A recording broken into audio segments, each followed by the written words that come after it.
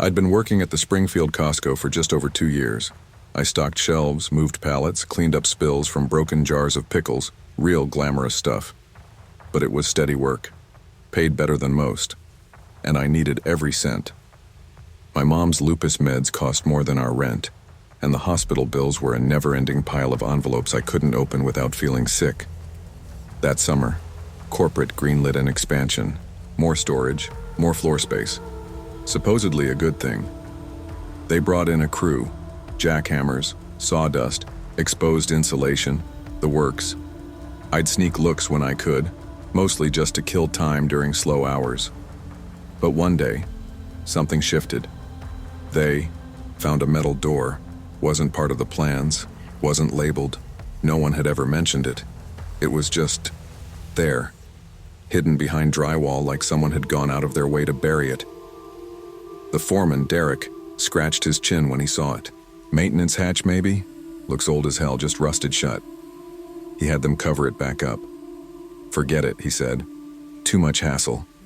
But I didn't forget it, because that night, when I walked by that section after hours, I heard something. Not rats. Not pipes. A voice. Whispering. I told myself I imagined it. Just stress. Long shifts. Lack of sleep. Caffeine hallucinations. But the next day, the voice came back, and I wasn't the only one who heard it. Jess was the one who finally said it out, loud. "You hear it too, right?" she asked while we were refacing the cereal aisle. "The knocking?" I looked up from a box of Cheerios. "What knocking?" She gave me a look. "Don't be an asshole." She was the only real friend I had there. We started around the same time, early 20s, trying to figure life out, mostly failing. Jess was tough, sarcastic, smarter than most of the supervisors too, and not someone who got rattled easily. "The locked door," she said quietly. "It's been knocking and talking. I heard it yesterday when I was putting away inventory." I tried to joke. "Maybe someone's trapped in there, haunted forklifts or something." She didn't laugh. Just said, "It said my name." I didn't sleep much that night, and the next morning I started noticing it too. Power flickering when I passed the new storage wing, static in my earbuds when I shelved nearby. Always the same time, around 3 p.m., right before the lunch crowd died down. Then on a Wednesday, we were closing together. Lights low, music off, building settling into that eerie warehouse silence. Knock, knock, knock. Right from behind the sealed wall, clear, deliberate. Jess turned white. "You heard that?" she said, not a question. I nodded, heart pounding. "Yeah."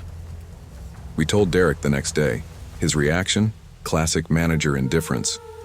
Rolled his eyes, muttered something about us watching too many horror movies, and went back to fiddling with his phone. But that night, I stayed late. Pretended I was counting stock. I snuck into the manager's office, that's where I found it. A small key in a manila envelope, labeled, "Storage B, do not use." Like it was just waiting for someone stupid enough to try. The door was colder than it should have been.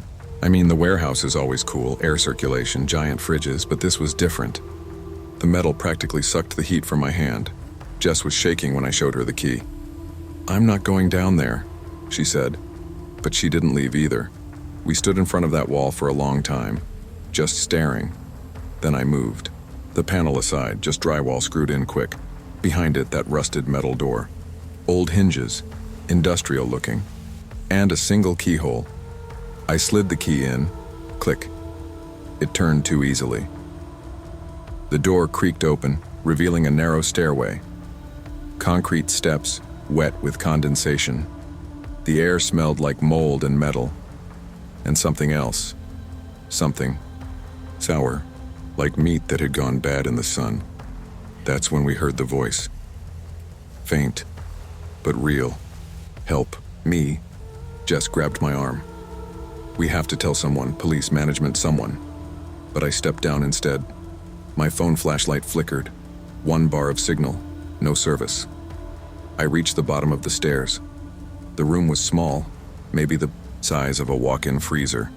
Cinder block walls, no light fixtures, just shadows. And in the corner, something hunched, pale, thin, not quite human, skin stretched tight over bones, long arms, head tilted sideways, too far like a broken doll. It blinked, not like we blink. Slower, sideways, then it smiled. I turned. We ran, up the stairs, back through the door, slamming it shut behind us. Jess bolted. Didn't say a word. I locked the door, but I knew it wasn't going to be enough. The next morning, the door was gone, covered over, new drywall, seamless. Derek claimed he didn't know anything, said the expansion had hit unexpected structural issues. When I asked about the door, he stared at me like I was drunk. I told you there's no storage B. Jess quit that day. No warning. Texted me, don't come looking for me. She didn't answer after that. Not once. Not even when I called from a different number. Weird things kept happening. The camera near the back wing glitched every night at 3:17 a.m. Never failed. Just 10 seconds of black screen, then static. Maintenance said it was a wiring issue. Sometimes, I'd be working stock near the walk-in cooler and hear something knock, 3 slow beats. Always from behind the wall. I stopped sleeping. My mom's condition got worse. Her meds started reacting differently, like they weren't working anymore. Her doctors had no explanation. Sometimes diseases accelerate, they said. But deep down I knew. It had followed me out. I tried to tell myself it was all just burnout, hallucinations, stress playing tricks. I even deleted Jess's number so I'd stop staring at my phone all night. But every time I passed that section of the store, I felt it. Like something watching. Like something waiting. I don't work at Costco anymore. I wish I could say I quit. On my own terms. Truth is, I got fired. Too many missed shifts. Too many weird stories. HR said I was scaring the other employees. Derek said I needed a break. Maybe see a therapist. Maybe I should have. But none of that matters now, because I still hear it. Not at the store. At home. 3 knocks, exactly at 3:17 a.m., every night on the back wall of my apartment. No matter where I move, no matter how far I go, I hear whispers in the vents, things about schedules, stocking lists. You were never supposed to leave. I've tried to ignore it. But last week I got a letter, no return address. Just my name, handwritten in red ink. Inside was a note. Access restored. Your shift begins tonight. And taped beside it, the key. The one I thought I threw in the river. It's clean now, like it was never used. But I swear when I hold it, I hear breathing on the other side of my closet door. I haven't opened it yet, but I think I know what's behind it. Costco, storage, B, the thing that never left. And this time, I don't think it's going to wait for me to open the door.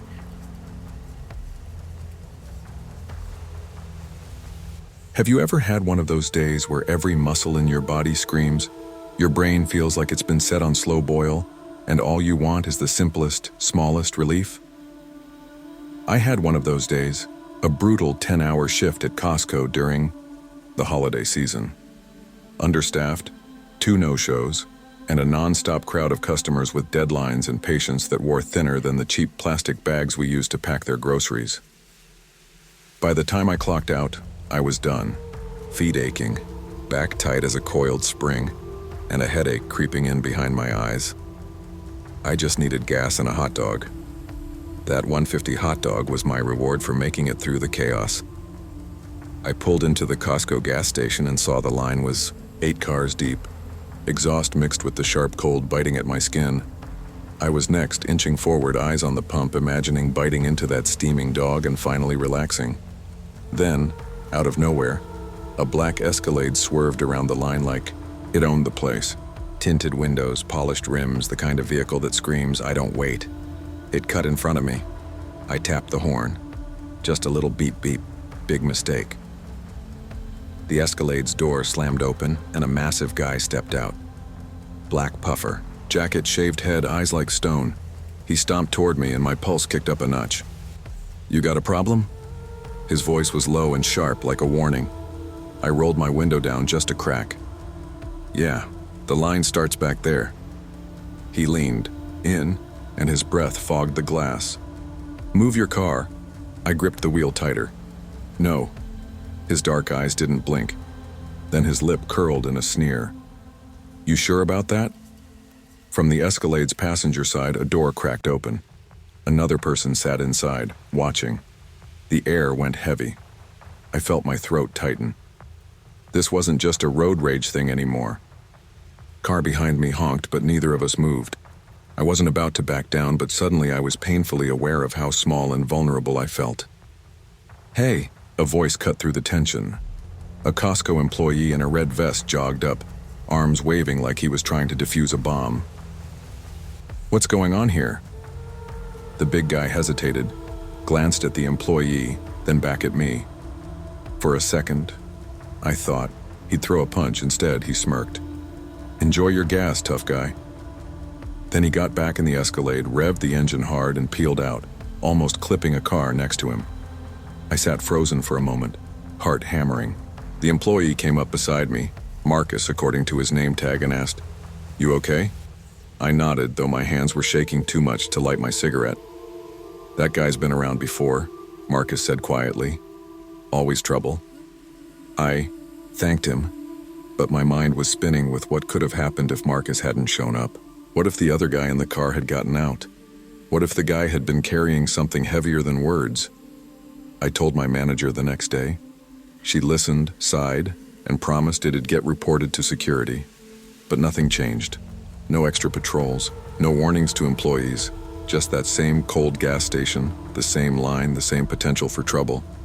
Every time I pull up now, I scan the lot. Look for that Escalade. That guy.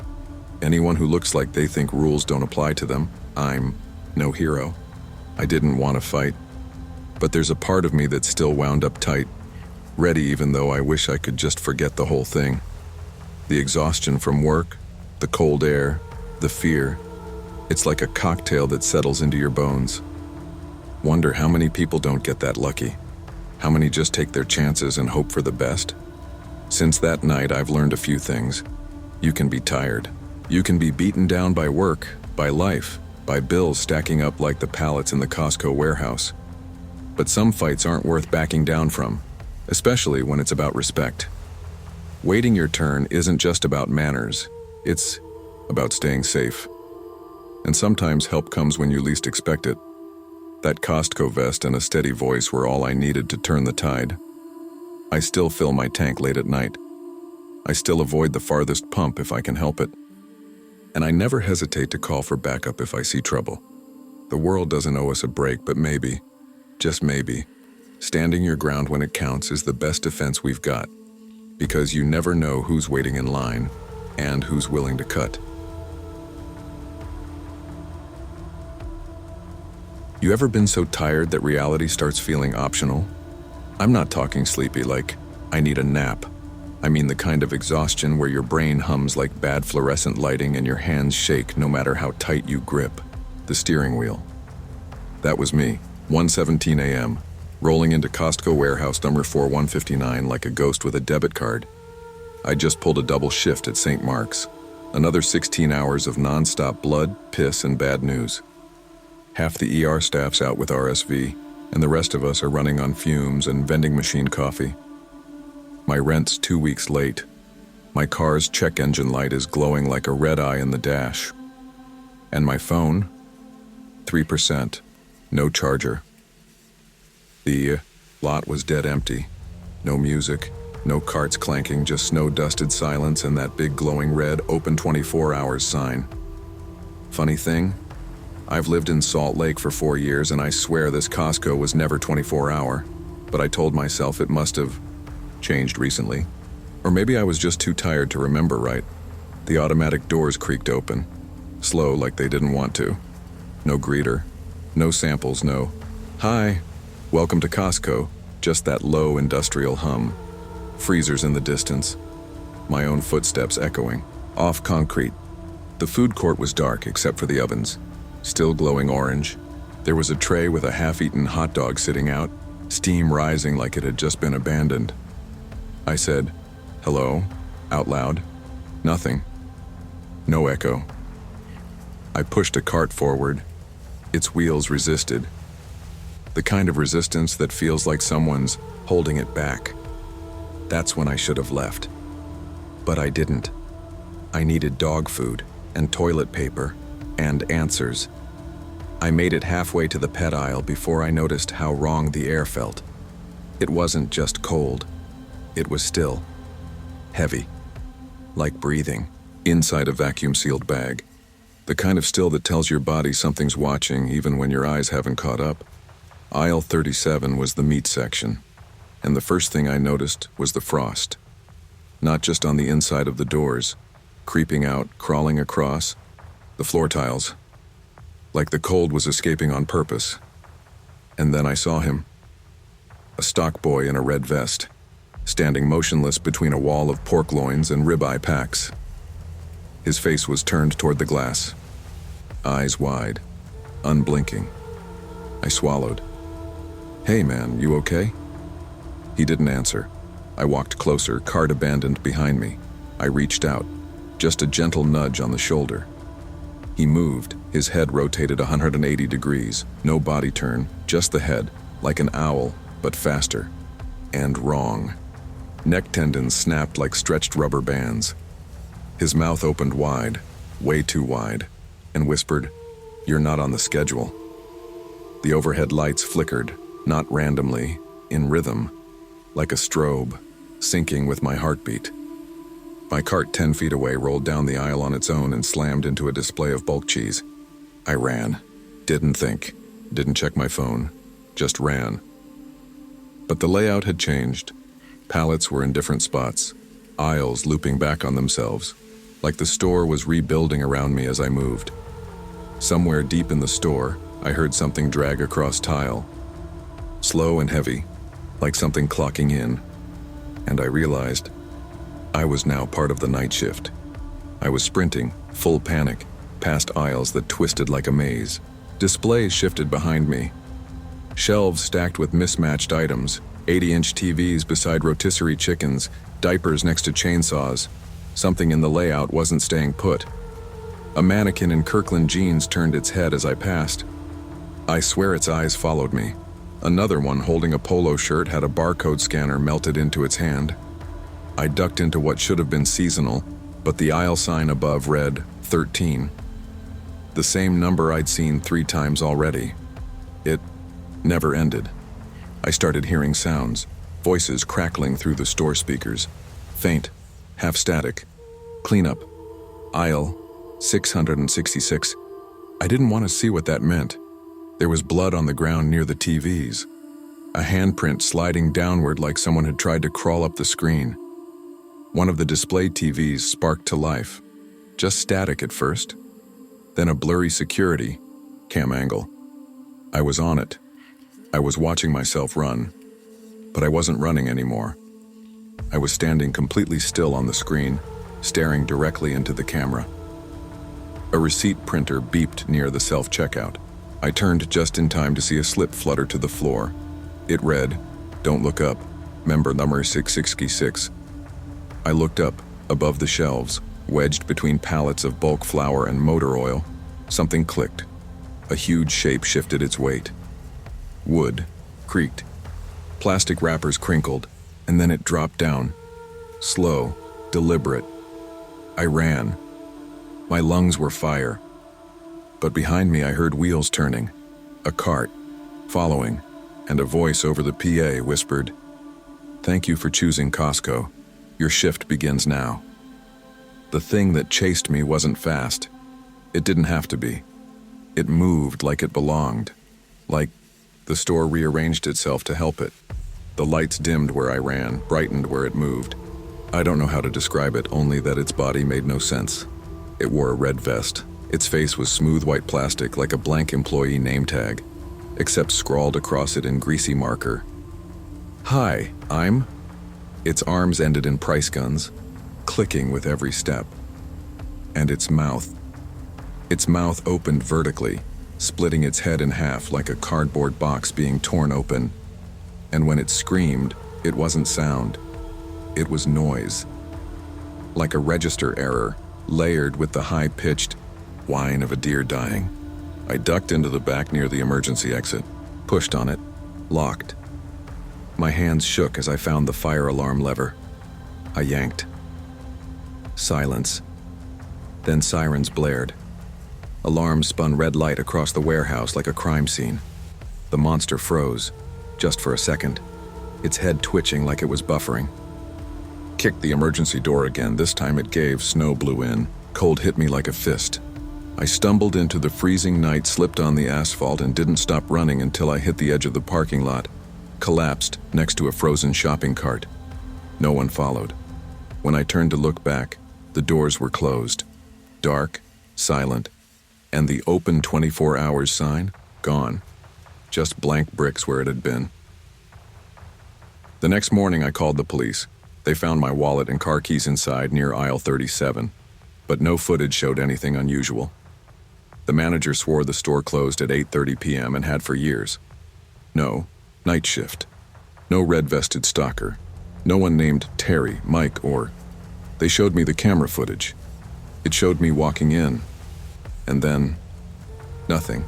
Just static until 4 a.m., then my body walking out, alone. I don't remember that part. My phone was dead when I found it in my car. But when I charged it, dozens of missed notifications, mostly from a Costco app I never downloaded. One said, "Shift complete. Welcome to the team." A week later, my hospital badge at St. Mark's stopped scanning. I got called into HR. "Your status says terminated," the admin whispered. "We didn't do that. They think I faked it. They think I'm unstable. See red vests in crowds now. Hear price scanners in my apartment at 3 a.m. My closet smells like freezers." Then the letter came. Costco envelope. My name, neat and bold. Inside, "Your membership has been updated to executive status." And below that, handwritten in thick black marker, "Welcome to Night Stock, Jordan. See you on your next shift." Sometimes at night, I still hear the PA system whispering my employee number. And I whisper back, because maybe, just maybe, I'm not off the clock yet. That's me. Marcus Wright, 34, Costco supervisor, father of one, divorced. Working overtime to help pay for my daughter's therapy and meds while trying not to lose her completely to my ex's threats of moving her to Florida. I've done 2 tours in Afghanistan and lived through IEDs in Helmand Province, but nothing prepares you for Chicago in December. Snow slush creeping into your boots, holiday customers with zero patience, the constant hum of fluorescent lights and Christmas music playing like it's on its last breath. It was 3:17 p.m. 2 days before Christmas, and we were swamped.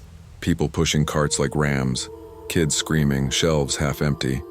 I was restocking batteries near aisle 7 when a lady stumbled and barked, "Who left this here?" A plain brown box. No label, no tape. Just sitting there like it didn't belong, which it didn't. Tasha was nearby scanning barcodes. "You see who dropped this?" I asked. She barely looked up. Probably some jerk changed their mind about a 60-pack of sponges. But when I picked it up, something was off. It was warm, and too light, felt wrong, like holding a balloon with sand inside, and then I heard it. Tick, tick, tick. The store kept buzzing around me, but the sound locked me in place. Tasha laughed at something behind me. I didn't say a word, didn't blink. My training kicked in like muscle memory. This wasn't a drill, this wasn't some Amazon return, this could be it, and I wasn't about to let it take anybody with me. I pressed the button on my walkie and spoke low but firm. Code black at aisle 7. Possible device. I need PD and bomb squad, lockdown protocol now. Tasha looked at me like I'd lost it. You serious? I didn't answer. Just stepped away from the box, slow and steady, setting it down like it was sleeping. I'd seen this before, not in retail but overseas. Some looked like toys. Others were built into cooking pots or backpacks. The quiet ones were the worst. Management called the police. Within 5 minutes, we had sirens out front, lights flashing against the melting snow outside the big warehouse windows. Employees guided customers out quietly, pretending it was just an electrical fault. I appreciated the calm. The shopper, less so. One teenager was already filming. "Yo, Costco bomb threat? Look at this." God help us, I thought. My phone buzzed in my pocket. My ex. Again. Her text. "You're late for Maya's appointment." Again. She's crying. "I'm done covering for you." I hit ignore. Couldn't afford to deal with her right now. Couldn't think about Maya's face when I promised her I'd pick her up. Couldn't think about how I was supposed to be her constant when everything else was falling apart. Security cleared the building except for me, the responding officers, and one tech waiting to suit up. I stayed near the far end of the store. I could still see the box from behind the displays. The ticking was softer now, but I still heard it. "Sir," one of the bomb techs said, "you did good. Go outside." But I stayed where I was. If it was going to happen, if this was really it, I didn't want to run. I just wanted to face it. I owed that much to myself. Every second felt like a lifetime. The store was quiet now, stripped of its holiday chaos. Just officers moving with purpose and the whir of hazmat suits rustling near the front. I stood by the door, arms crossed tight against my chest, jacket still half unzipped. The cold air from outside was fighting the heat of panic in my gut. Kept looking at the box, brown, harmless looking, still sitting right there under the overhead pantry essentials sign. Aisle 7 had never looked so big. The ticking might have been in my head now. My brain was cycling through worst-case scenarios. Like slideshow images, I could still remember the smell of metal and dust from the IED blast in Kandahar. Still remembered pulling a guy named Carter out from under a flipped MRAP. I didn't want that here. Not now. Not in front of families. Not right before Christmas. My phone buzzed again. It was Maya this time. "Daddy, did you leave me at therapy alone?" That hit harder than any detonation. She was 9. I'd told her I'd be there when the session ended. I wanted to be. God knows I did. But now, she was sitting alone, probably thinking I'd forgotten. Maybe crying. And I couldn't even call. Looked up at the box. Hated it. Hated how it stole time I didn't have to lose. Behind me, someone clapped their gloved hands. "We're ready," a bomb tech said. "Let's go." The man walked toward it like he'd done this 100 times. Me? I was shaking like I never had in combat. I whispered a prayer. Not for me, but for Maya. I don't know what I expected. An explosion? Screams? A cloud of fire and drywall? Instead, there was silence. The bomb tech knelt, cracked open the box with robotic arms while everyone held their breath. Then came laughter. The guy peeled off his helmet and stood up, shaking his head. "You're not gonna believe this," he called out. "It's a damn wall clock wrapped in 2 inches of foam. Battery was dead and leaking acid, probably ticking from internal pressure." The officers behind the tape chuckled nervously. Someone even clapped. I didn't laugh. Couldn't. I just turned and walked out the loading dock door and into the parking lot where the snow had started again. Soft, fat flakes this time, melting into slush. I climbed into my car and sat there with the engine off. Then I screamed, not a shout, a roar. A raw, bitter sound that scraped its way out of me. I gripped the steering wheel so hard my knuckles cracked. Cried. Maybe. I'm not sure. Somewhere, Maya was probably sitting on that little vinyl therapy couch, watching the door, waiting. And all I could give her was silence. The world moved on without me. Inside, they reset shelves, unwrapped pallets, reset the store like it never happened. But I still felt like that box was inside me, ticking, still waiting. Christmas came and went.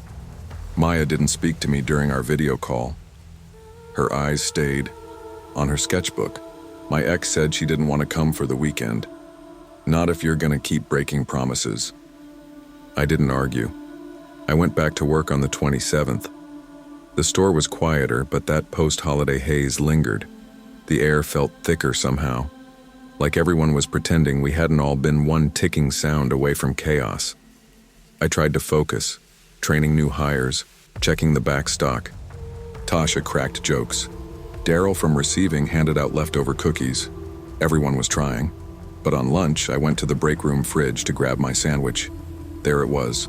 Another box. Brown, plain, no tape, no label. Just sitting there.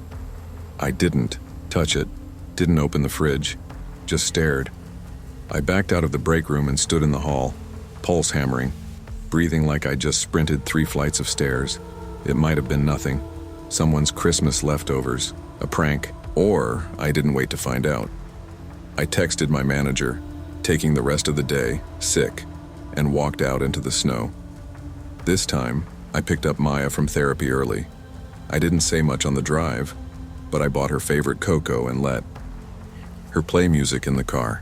She didn't say anything either, but she didn't ask why I was late, because I wasn't. She just looked out the window and whispered, "Thanks, Dad, that was enough." Sometimes the bomb never goes off. Sometimes it already did. And all that's left is the sound of ticking in your head reminding you what really matters. You ever wonder what it means to really start over?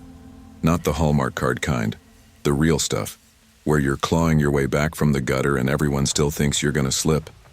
That's where I'm at. My name's Dylan Reeves. I'm 25, 3 years clean, if you don't count the 2 relapses, which I try not to. I work closing shifts at Costco down by the refinery district. It's not glamorous, but it pays, and I keep my head down. My probation officer checks my pay stubs every month, and if I miss one, I'm back in court or worse. Tonight was supposed to be like any other. It was 30 degrees outside, the kind of cold that bites through steel toes.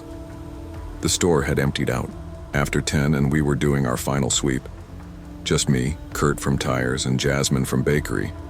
Quiet crew, reliable. Kurt rubbed his hands near the cardboard baler. "Fuck, it's cold. Heard it's gonna hit 40. Jasmine laughed, nervous but trying to be chill. "That's not even real cold, that's why do we live here cold." Then we heard it, a loud crash from the back storage area. Not the kind of sound shelves make when they settle. This was sharper, heavier. We looked at each other. "Probably just a pallet slipping," Jasmine said, but her voice was too high. She didn't believe it either. We went to check. The loading bay door was cracked open. Wind whipped snow in, curling like smoke on the concrete, and right there on the floor was a single glove. Thick canvas, coated in frost, fingers curled like they'd tried to hold on to something before giving up. None of us spoke. We just stared. Something wasn't right. We sealed the door and ran back to the office to check the cameras. I pulled up the feeds while Kurt hovered behind me, chewing the nail of his thumb. At 11:07 p.m., a figure stepped in through the loading dock. Big guy, baggy refinery coveralls. No coat. Face hard to make out in the shadow, but he moved slow, like he wasn't feeling the cold at all. By 11:12, he was in the electronics section. I watched, frozen, as he ran his hand over every TV screen like he was looking for something, smudging them, leaving these greasy frost trails. At 11:15, he was behind the pharmacy counter, opening drawers like he knew exactly where everything was kept. That's when Kurt leaned in and whispered, "That's Terry." From the Petro-Canada 2 blocks down. I blinked at him. "No way." "I'm serious, that's him. I used to buy smokes off the guy." Jasmine said nothing for a second. Then, "But Terry's dead. Froze walking home last winter, remember? They found him stiff as a board in the alley by the Tim Hortons." I remembered the story. Everyone in this part of Edmonton did. Found with his boots off, like he'd been trying to warm his feet. We rewound the tape, played it again. Same man, same walk, same oil-stained knees. Checked the front entrance cam. Nothing. No one came in through the front. Only the dock, only Terry. Or something wearing Terry. We decided to split up. Dumb idea, I know. But we were all trying to be logical. Tell ourselves it was some squatter or prankster. Maybe a junkie looking for painkillers in the pharmacy cabinets. Jasmine, Went to call 911 from the office. I saw her bar flicker, then vanish, no signal. She muttered something about the storm interfering. Kurt, tire iron in hand, marched off toward the pharmacy. That left me. I checked the break room. Nothing unusual at first, until I noticed the coffee machine was on, steam rising. No one had used it in hours. The smell of burnt grounds filled the space. Then the PA system crackled. That low hum like when a mic's live but no one's speaking yet. Then a voice. "Hey kid, still stealing from registers?" My blood froze. I hadn't heard that voice in 2 years. Mike. He was my old dealer. A heavy user, mean when he wasn't high. I let him crash at my place once during a rough stretch. He OD'd on my couch. Died right there while I was passed out in the next room. I never told anyone that part, not even the cops. I just said I found him in the morning. The guilt still weighs like a steel beam on my chest. His voice came again, echoing through the store. "Thought you were better now, D. Thought you were clean." I stumbled backward, heart pounding. The lights above me flickered once, then twice. I wasn't hallucinating, or if I was, it was a group hallucination. Something was here, something real, and it knew me. I ran toward the pharmacy, calling out for Kurt. No answer. When I turned the corner near Health and Wellness, I found him, sprawled on the tile near the vitamins, tire iron dropped beside him, eyes wide open but not moving. I knelt. He was breathing, thank God, but cold to the touch, like he'd been lying there for hours. I grabbed the iron, my pulse slamming in my ears. The lights above buzzed, flickered, and then I heard Jasmine banging. From the inside of the walk-in freezer, I ran back through bakery, yanked open the lock, and she nearly fell into my arms, shaking. "I saw someone," she whispered. "Not someone. I don't know what it was." It smiled and closed the door. I didn't have time to answer. The store. Speakers crackled again. Footsteps echoed across the floor. I turned toward the front lanes and saw him. Mike. But not the Mike I remembered. His face was pale, eyes sunken. He wore Terry's refinery coveralls, ripped at the seams, soaked with slush. His skin was blue around the lips, frost-bitten fingers black and cracked. He grinned like he just told a joke no one else heard. "Missed. You D." I couldn't move. He took a step forward. Still hiding behind other people? Still letting him take the fall? I slammed the fire alarm. Red lights spun. Sirens wailed. The emergency doors kicked open. Mike didn't flinch. He just laughed, then vanished in the blink of an eye. By the time the cops arrived, Kurt had woken up but couldn't remember much. Just said, "I saw my grandpa. He died in 2012. He kept mumbling about a coat rack that wasn't there. Jasmine left in tears. She quit the next morning, moved back to Winnipeg. They pulled the camera footage, but it was corrupted. Glitching from 11:05 to 11:25 p.m., just static and darkness. Like those 20 minutes never happened. Then came the final blow. The store manager called me into the office, said they found oxy in my locker, a full bottle, prescription label scratched off. I hadn't touched anything in months, but my record didn't buy me benefit of the doubt. Didn't matter that I passed every drug test for the last year. Didn't matter I had nothing to gain. I was fired. My probation officer told me it wasn't looking good.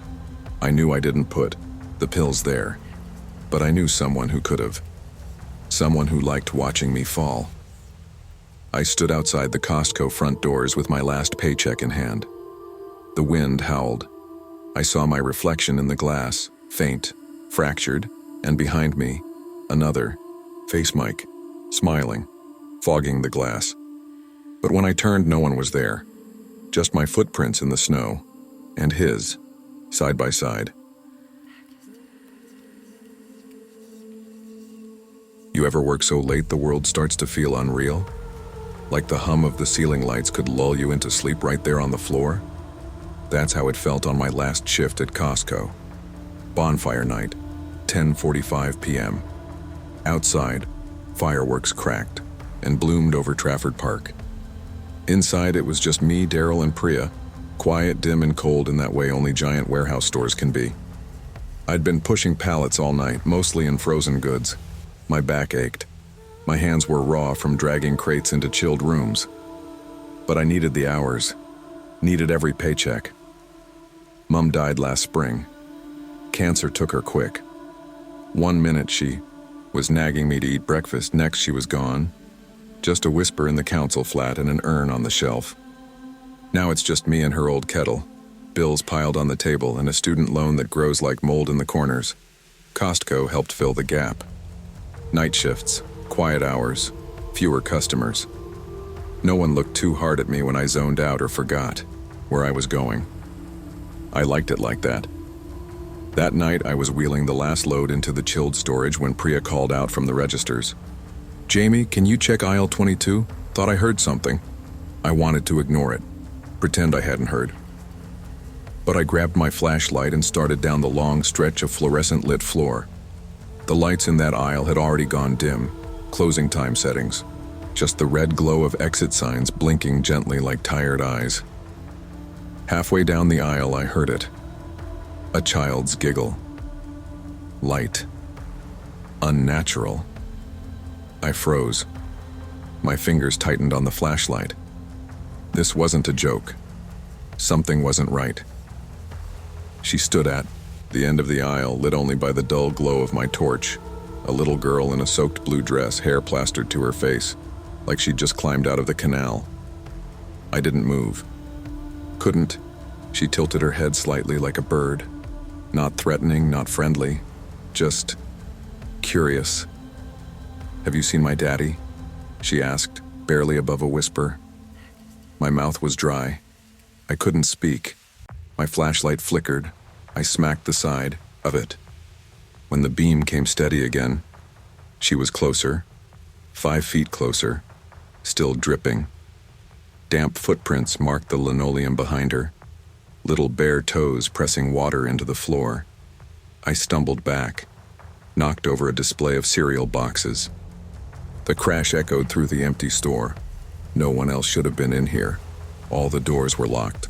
Emergency exits chained. She took a step toward me, and just like that she was gone. Gone. I turned and ran. Full sprint to the front, nearly colliding with Daryl at the security podium. "Jesus, kid," he said, grabbing my arm. "What happened?" Couldn't answer. Just pointed down the aisle, chest heaving. Priya walked over, brow furrowed. "You okay?" I looked at her. There was a girl. A little girl. She was soaked. She asked for her dad. Then she vanished. Priya went, still. Her face went pale in the fluorescent light. Daryl just nodded, slow and grim. "Ah," he muttered. "So it's your turn now." "What?" I asked. Priya sighed, rubbing her arms. "You saw her, Emily, every November. They'd both seen her too. And now I had. We sat in the break room, lights off, kettle steaming. Fireworks were popping in the sky outside, but they felt miles away. In here it was just the hum of the vending machine and the stale scent of reheated chips. Priya sat beside me, quiet, while Daryl leaned against the counter like a man waiting for bad news he already knew was coming. They told me everything in low voices, like the walls might listen. The land where this Costco sits, it used to back onto the Manchester Ship Canal. November 1987, a girl named Emily Carter, 8 years old, was found drowned there. Back when it was just abandoned warehouses and rusted cranes. Police said she slipped, fell in while playing. But that wasn't the truth. Her dad had done it. "No charges," Daryl muttered. "No proof." But everybody knew. When Costco started, construction in '99, weird things happened. Tools vanished, cold spots in sealed rooms. Workers whispered about a girl's voice calling out at night, and always in November. Always around bonfire night. "She's looking for him," Priya said. "Her dad, every year, like she doesn't know she's dead." I wanted to laugh, to dismiss it, but I couldn't. Not after what I'd seen, not after the soaked footprints, not after her eyes met mine. "Why doesn't anyone do anything?" I asked. "What do you want us to do?" Daryl shrugged. "Exorcism aisle's still under construction." I almost smiled. Almost. Then the fire alarm blinked once, faintly. No sound. Just a pulse of red. "She's not finished," Daryl said.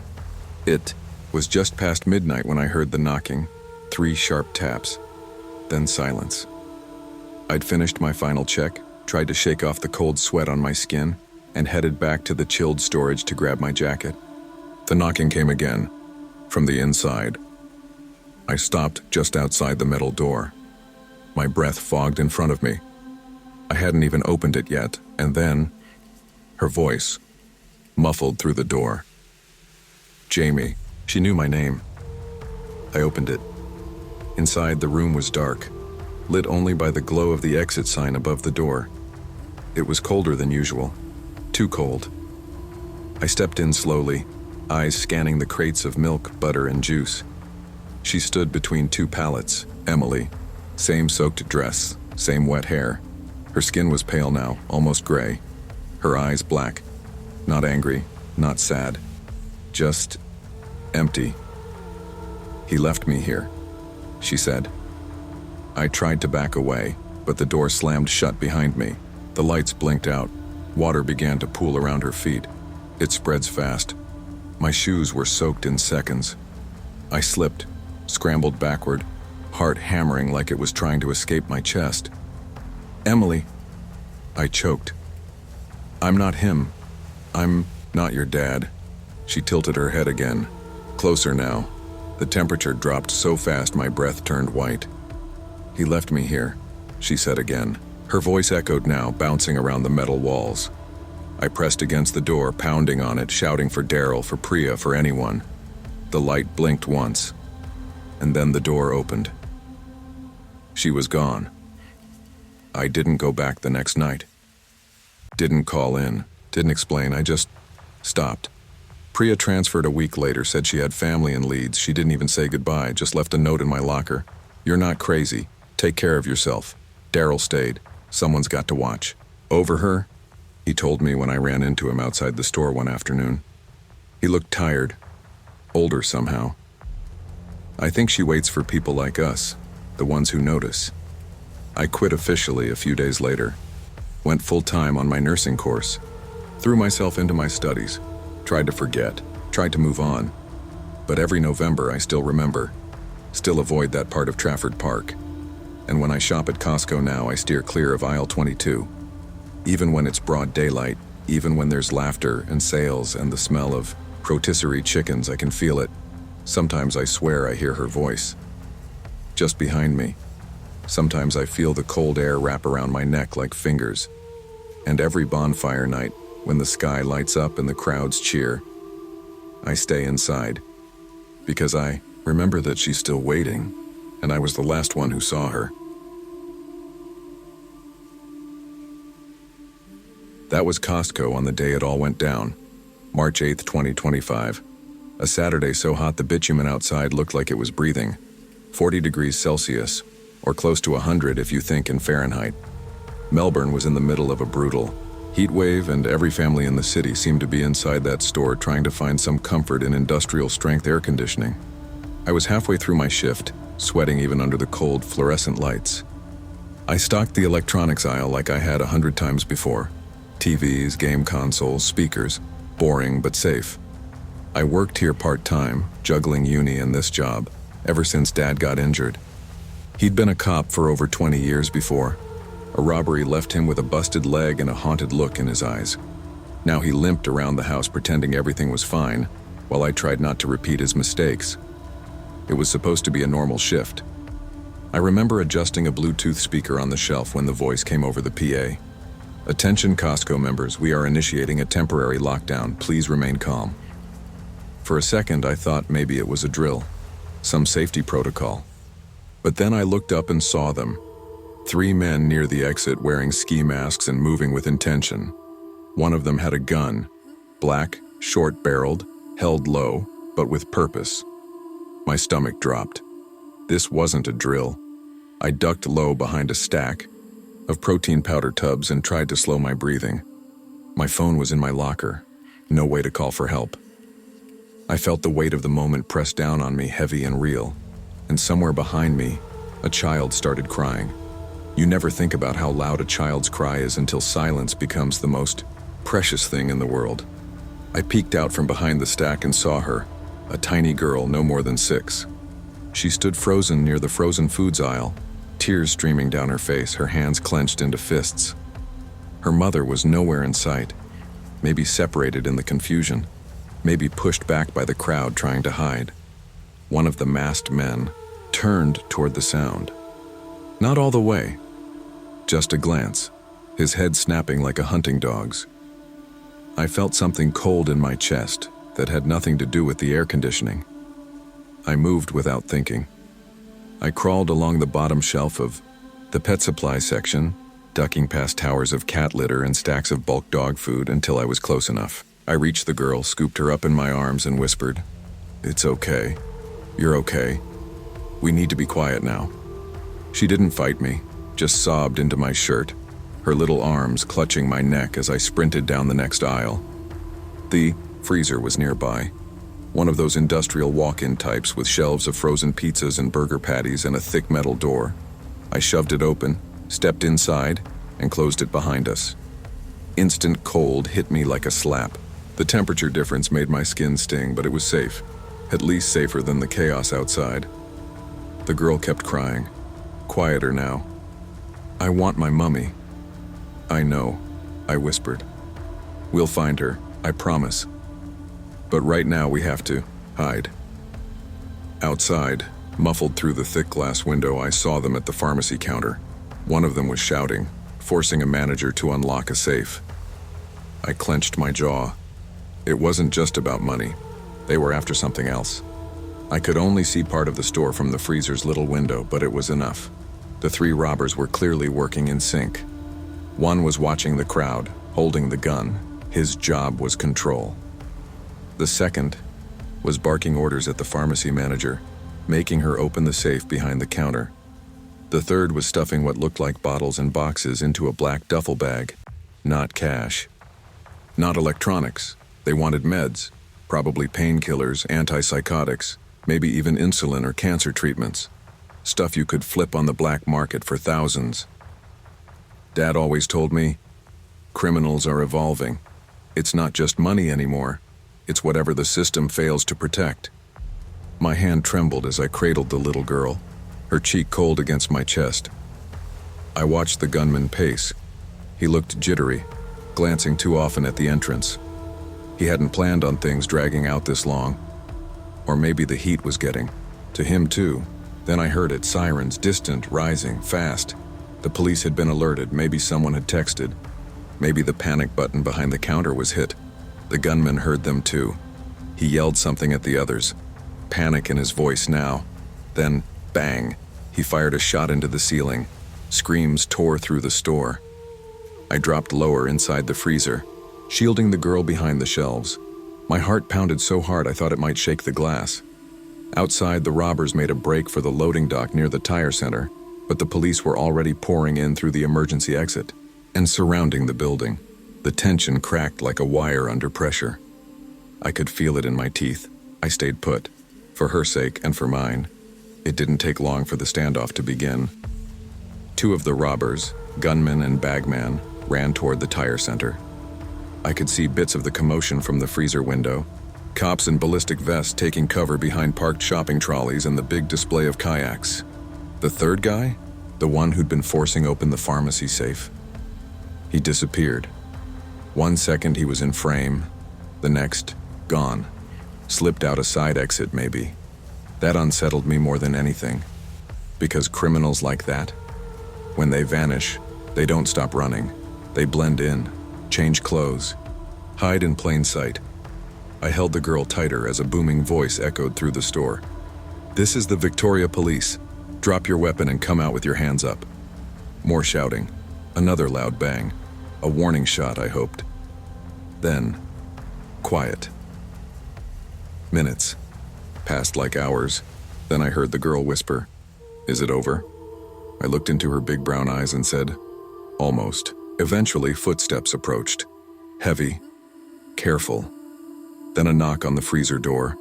A female officer, rifle slung across her chest, peered in through the window and mouthed something. I opened the door. She pulled the girl gently from my arms and handed her off to a waiting paramedic. She gave me a quick once-over. "You all right?" I nodded. "Yeah, just cold." She smiled briefly, then rushed off.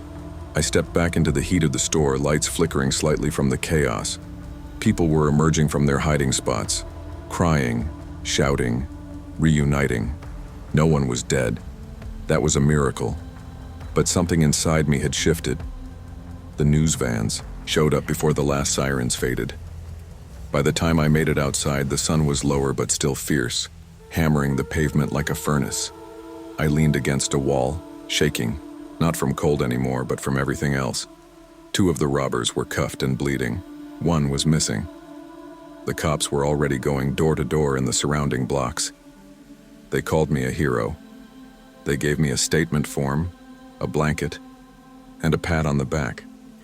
But I wasn't thinking about that. I was thinking, what if they'd seen me? What if I'd moved too slow? What if I froze instead of ran? 1,000 what-ifs. And none of them comforting. Later that night, after everything had been processed, after I'd been offered a full-time role by my manager with a half-joke, "You kept a cool head in the freezer." I went home, tried to study. Couldn't focus. I heard a loud bang outside, just a car backfiring. But I jumped anyway. Dad noticed from the kitchen. He was leaning on his cane, watching me like he already knew. "You all right, son?" I forced a smile. "Yeah, just tired." But I knew the truth. I wouldn't forget that day. Not for a long time. Maybe not ever. And somewhere out there, one man was still free. Waiting. Watching. Or maybe just disappearing, the way people do when they know how. Either way, it wasn't over. Not for me.